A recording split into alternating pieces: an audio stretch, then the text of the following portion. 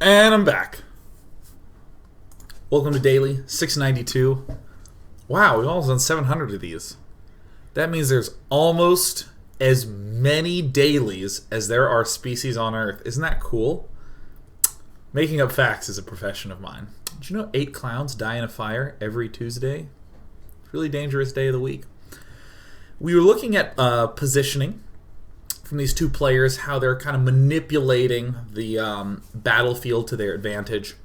And there was a pretty key battle that wound up happening. The big push from Jjakji forward after he'd done the drop. And there's a sort of a decision moment in there.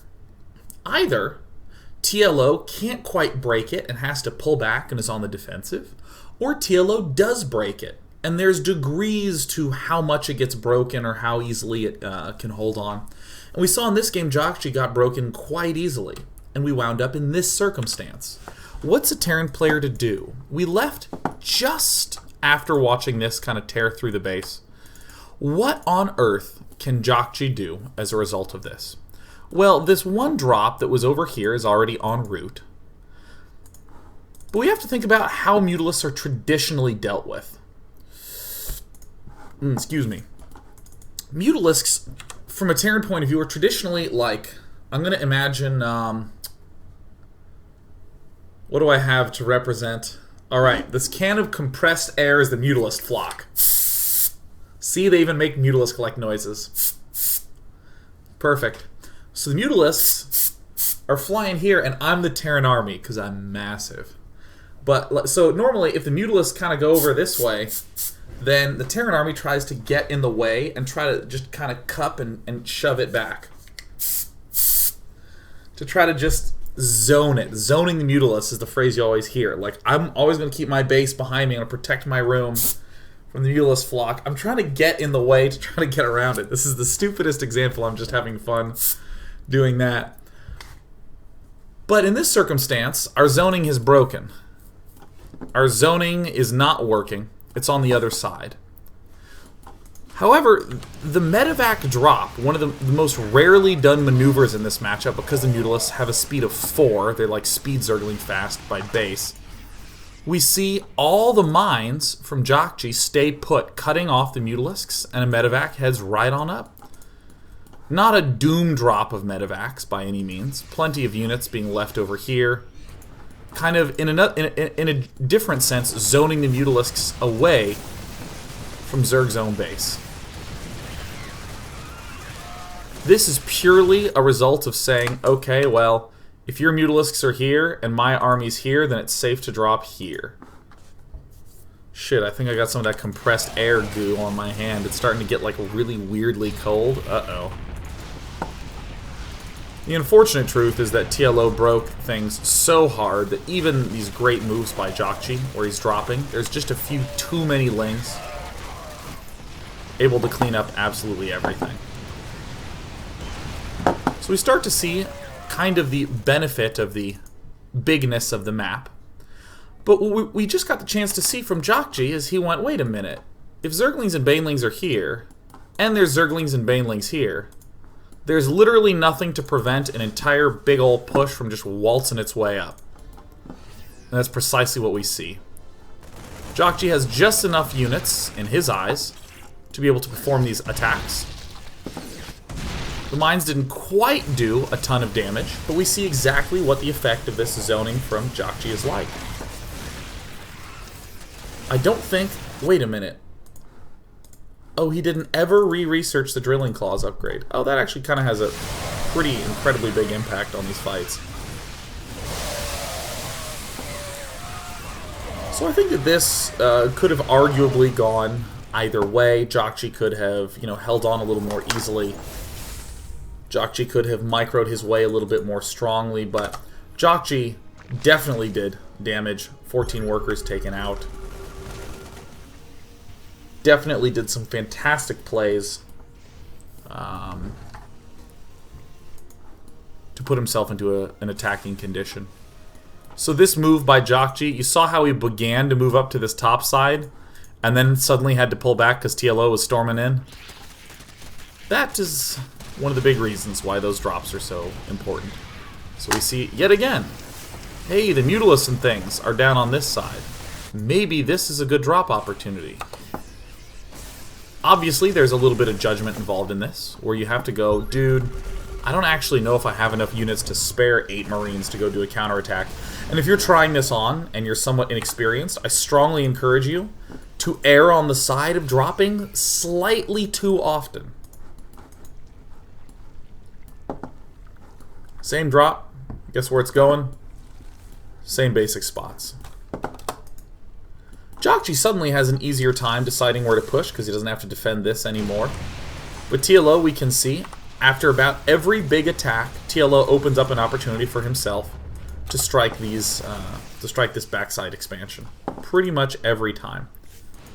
And like clockwork, Jjakji's gonna get a pretty nice opportunity to attack as this drop begins to really kick in. TLO with the map control, swinging up on in. We see the drop has to be defended by Lings because there's Mutalisks over here, thereby ordinarily letting this drop, or excuse me, this big attack, have a big window of opportunity. But with slow burrowing mines and way too many units, TLO easily cuts Jjakji down. And the game totally should end by now, but it hasn't, so I'm just going to leave. Nice! Nice.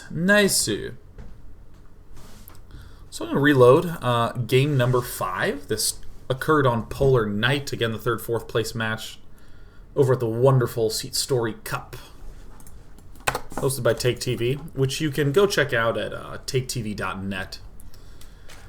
Polar Night is a much smaller map, so we're going to have much different considerations. I mean, these distances are very, very short.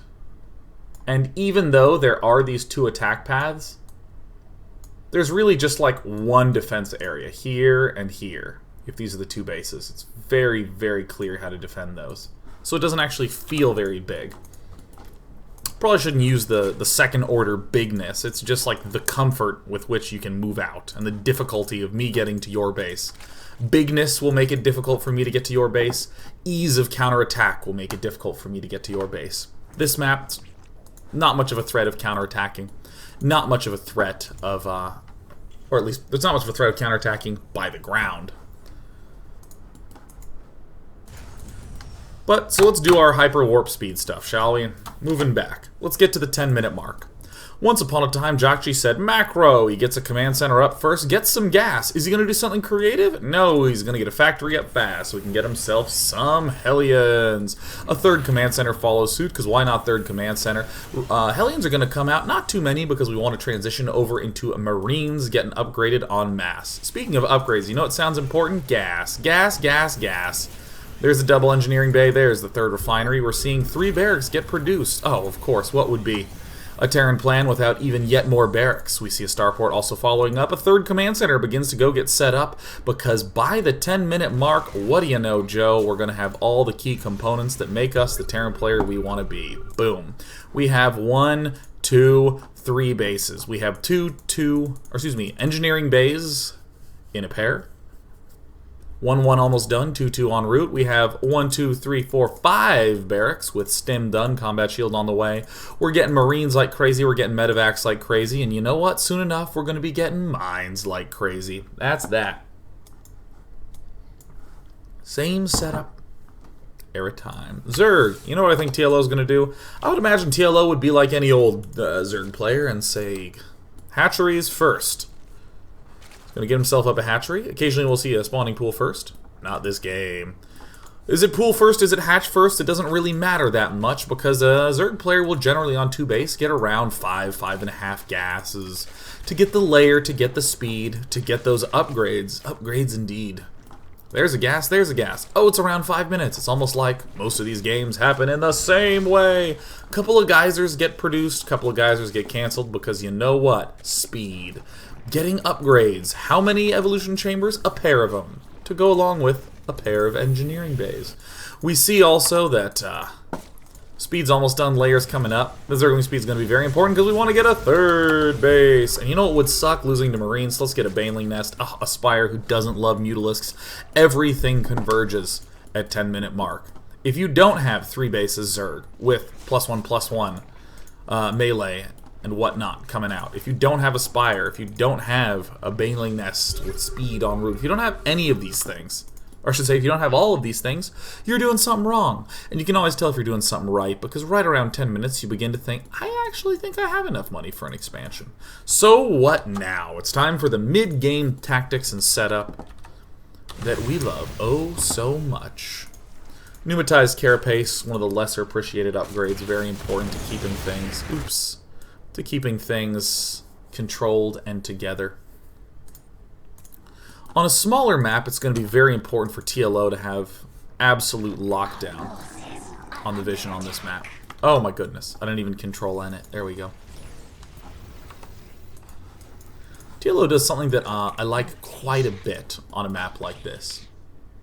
He sets up plays for him to exploit small unit counts. Banelings on this side, Zerglings on this side, and you heard me talk about this concept earlier, zoning the Mutalisks. With the zoning of the Mutalisks, a more abstract, just generalized way to think of it, is that the slower army is against the faster army, always trying to monitor this faster army's movements and to position itself in the way. So the slower army is always monitoring the faster army in any matchup. In this circumstance, the Hellions are the version of the fast Harassy unit, where generally the Zerg player is positioning his buff queens in the way to protect it, having some Lings and Banelings also in the way. But it can be just in the same way that Jjakji's drops on the natural expansion were a way to slip around and deal a lot of damage. TLO's opportunity, he sees the Hellions here. He's going to get the chance to sort of sweep in and deal a little bit of damage. Oftentimes the supply depot just swells right up. The Banelings are going to accidentally get good connections here, which is fine, because the real damage that's important is this sort of thing. This is like the only part in today's games where I was like, you know what, let's look at something early game-ish. I don't remember what these Banelings do. Do those actually connect? No way, really? No! Oh, dude, that was so sick. Oh, TLO is a sick person. So that's great. And that's the only real early, new, cutesy, fancy, schmancy tacticky that we see in this game. Everything else that I want to talk about is more of the late game oriented stuffs. But with the Spire done, TLO has a little bit of an opportunity to not build Mutalisks and to instead build a little bit more of the Ling Baneling, because he goes, oh my god, I killed Hellions. There might be a chance. Vision for TLO spread out all along the back side. What's a Jjakji to do? How does Jjakji want to live in a spot like this? I really got to fix this mouse one day. Anytime you see the camera doing that, it's because my mouse is like totally stuck and jammed. And I really have no clue why it does that. So great. We see a fourth hatchery coming down. We see the drone count start to swell. Very common for a Zerg to like something around 85 drones in this matchup. And Jjakji's playing very much so on the defensive, and the positioning on this map is going to be a lot more beneficial to a defense-minded play. Again, there's just these little tidbits to defend. But we see the same tactic from Jjakji. He's going to move out really far and wide on the least likely, the safest possible attack angle while he's sitting at home defending this stuff up, making sure that he is okay. TLO is just going to tease these counterattacks. Why? Just to buy himself more time, more comfort. Suddenly, though. And as all these units slip away, look at Jjakji move in. Oh god, I mean, just you can see the flow of Zerg units this way, you can see the flow of Terran units this way. And this is a great example of why this map is hard for Zerg, and also some of the important tactics for Terran. First and foremost, we can see that Zerg, who needed to go deal with an attack here, suddenly turned, just literally went, and I'm here. I mean, if you look at this distance, I mean, this is just not far at all. I mean, okay. It's like maybe a 15-second walk. Another thing that TLO is doing that's very smart is throwing down spine crawlers, which can rarely be rushed down easily. If you have 5 or 6 spine crawlers, the Marines are going to have to cluster up to shoot at it, which makes Banelings very good. However, Jjakji knows that there's really no pressure here. All the drones and all the Zerglings and Banelings and other threats are at the far left. So Jjakji actually is able to easily move ahead.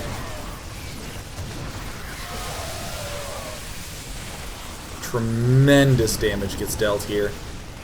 Simple target fire to lift up and head home. Here's another very nice tactic. Jjakji was pretty sure he was going to kill this off. Actually, let's come here. If I'm Jjakji, I'm pretty sure I can kill this off. I would say I'm like 60 to 70% sure I'm going to kill this off. That is around my sureness level. But I don't actually know. I might lose all these medevacs. So here's kind of like a weird decision. That can be explained by the statement, just try to win, not to very win.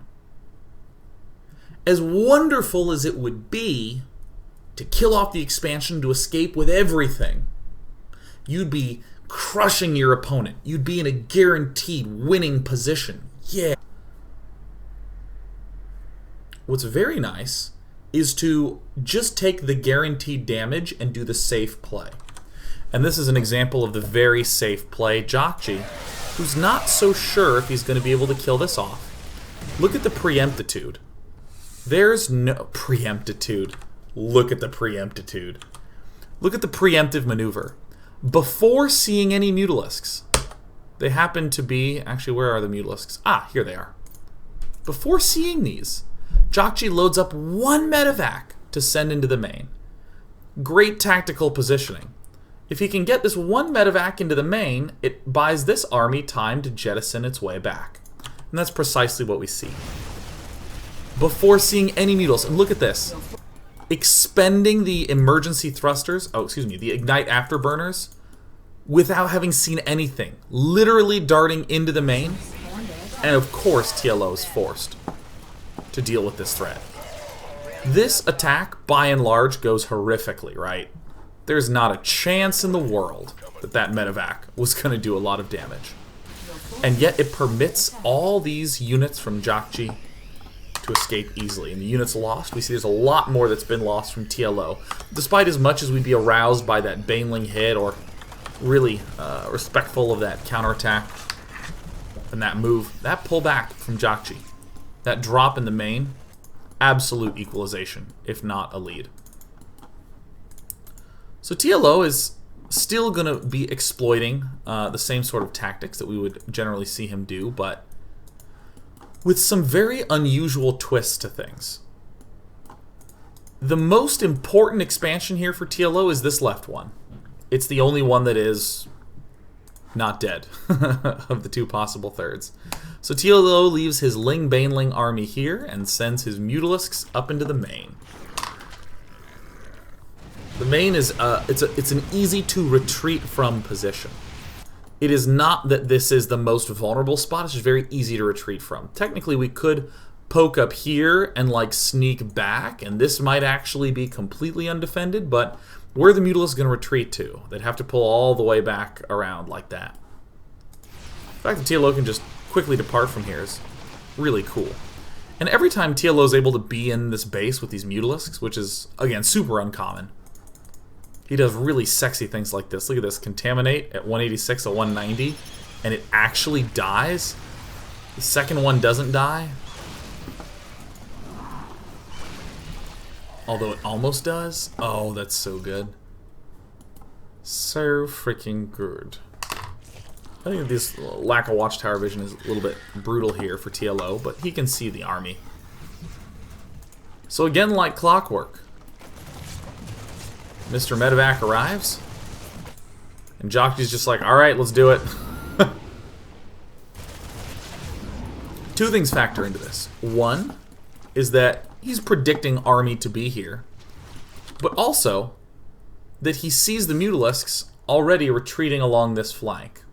So units moving down here are it's very unlikely for it to be contested. The Mutalisks are over here, and the rest of the army is probably going to be chasing this Medevac.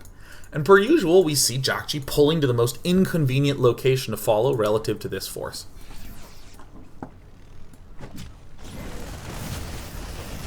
So sexy, so dope. We see this Terran army kind of clustering up, thanks to those spine crawlers. And Jjakji actually had surprisingly few units there. Where were the units for Jjakji? I think...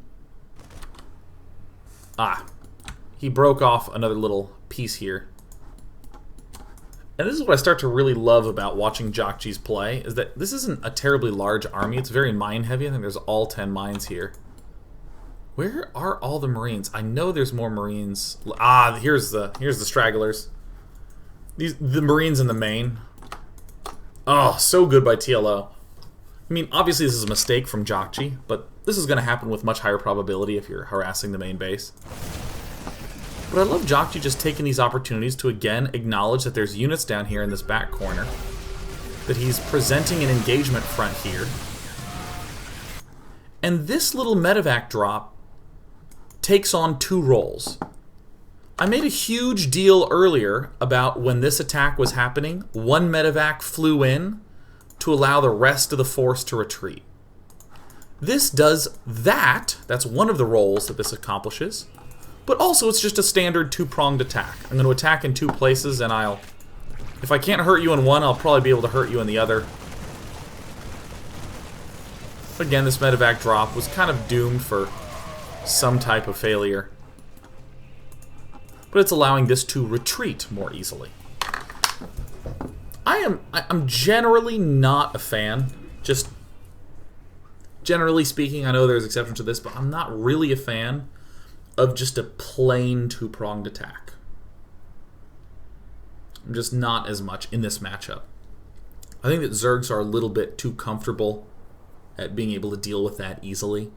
But if you're doing a two-pronged attack with the intention of having one be a little bit more important for him to deal with so you can actually retreat again, that's great. If you are setting a drop up over here to draw things away to get into a good position, that's great. As long as there's a positional component to it, and not just, hit him in two places at once. I shouldn't use a dumb voice with that. Again, there are certainly strong two-pronged attacks, but... Ooh, yeah. But on this map, Jjakji is a very obvious fourth base to go to. And we see TLO setting himself up nicely upon clearing out the attack, just generally snatching up control of this area and assaulting the easiest to retreat from location. Starting to see Thors get thrown into the composition. Thors are like okay against Mutalisks. Marines are amazing against Mutalisks. So the Thors are just kind of the long-range thing to chip away at the Mutalisks into that can always be protected by Marines. Really easy defense for Jjakji from the ground. From the air, slightly trickier. And we see all this stuff from TLO just giving the biggest headache to Jjakji, and then, oh, why are these things pulling away? Because there's a medevac drop. It's not even going anywhere particularly noteworthy. And as this medevac drop occurs, TLO is going to Ansa with everything. Another medevac drop en route. I'm not so sure how big of a fan I am of this, unless it's to get an entire army down here for an attack over here. But rather than theorize, I'm going to take a break and then just show you what happens again in part 3. We've thus far seen a lot of the sort of same tactics that we saw in game 1. We've seen multiple iterations of the same tactic again and again in this second game. So we'll just watch the rest of this in part 3. Oh.